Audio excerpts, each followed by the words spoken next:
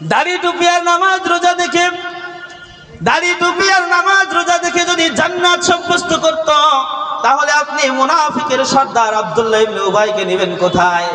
তার জুব্বা তো ছিল মুহাম্মদুর রাসূলুল্লাহ সাল্লাল্লাহু আলাইহি সাল্লামের আদলে, তার টুপিও ছিল নবীজির আদলে, তার দাড়িও ছিল নবীজির আদলে। কিন্তু আল্লাহ রাব্বুল আলামিন তার সম্পর্কে দোয়া করতেও নিষেধ করে দিয়েছেন। বন্ধুকে বলেছেন, ইস্তাগফির লাহুম আও লা তাস্তাগফির লাহুম ৭০ মাররাতান ফালা ইয়াগফিরাল্লাহু লাহুম। বন্ধুরে, আমার কাছে আব্দুল্লাহ ইবনে উবাইয়ের জন্য ক্ষমা কোনো লাভ নাই। আমি তাকে ৭০ বার যদি ক্ষমা আপনি চান, আমি আল্লাহ তাকে মাফ করব না, কেননা তার রাজনৈতিক নেতা ছিল ভিন্ন। মুহাম্মদুর রাসূলুল্লাহর পথ অনুসরণ করলেও সে চাইতো না আল্লাহর জমিনে আল্লাহর দ্বীন বাস্তবায়ন হোক। তার হৃদয়ের মধ্যে এটা ছিল না। তার নেতা ছিল আবু জাহেল। তার গোটা জীবন জিন্দেগিতে দেখবেন রাসূলুল্লাহকে পূর্ণ অনুসরণ করার পরেও তার রাজনৈতিক নেতা আবু জাহেল হওয়ার কারণে ৭০ বার যদি তার ব্যাপারে দোয়া করা হয়, তারপরেও আল্লাহ দোয়া নাকচ করে দিয়েছে। এখন আমাদের চরিত্র যদি ওই কায়দার হয়, তাহলে আমরা কোথায় যাব? আমাদেরকে ওই আব্দুল্লাহ ইবনে উবাইয়ের সাথে জাহান্নামে যেতে হবে। ভাইরা আমার, যদি দাড়ি দেখে কাউকে ইমানদার ভাবেন, দাড়ি দেখে কাউকে জান্নাতি ভাবেন, তাহলে রবীন্দ্রনাথ ঠাকুরকে কোথায় নিয়ে যাবেন? দাড়ি দেখে যদি আল্লাহ জান্নাত দেয়, তাহলে ঠাকুর সাহেবকে তো আগে দিতে হয়। কথা কোন ঠিক কিনা? যদি টুপি দেখে জান্নাত আল্লাহ দেয়, তাহলে আপনি নেপালের ধীরেন্দ্র, বরেন্দ্র আর নরেন্দ্রকে নিয়ে যাবেন কোথায়? পাগড়ি দেখে যদি আল্লাহ জান্নাত দেয়, তাহলে আপনি ভারতের সাবেক প্রধানমন্ত্রী মনমোহন সিংকে নিয়ে যাবেন কোথায়? সুতরাং বোঝা গেল দাড়ি টুপি আর এইগুলো দিয়ে জান্নাত নয়।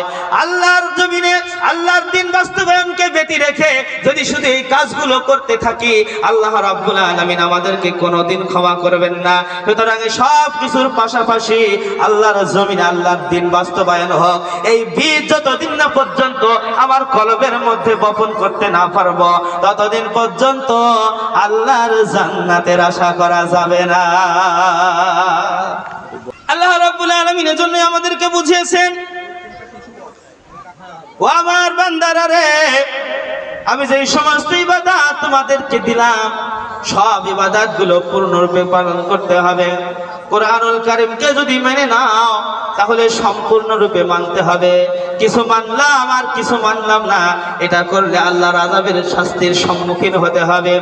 আল্লাহ রাব্বুল আলামিন বলছেন, আমার কালামের কিছু অংশ মানবে আর কিছু অংশ মানবে না, অস্বীকার করবে, তাহলে আল্লাহ রাব্বুল আলামিন দুনিয়ায়ও লাঞ্ছিত করবেন, অপমানিত করবেন, এবং কিয়ামতের ময়দানে আদালতে আখিরাতেও আল্লাহ তাআলা আমাদেরকে বেইজ্জতি করবেন।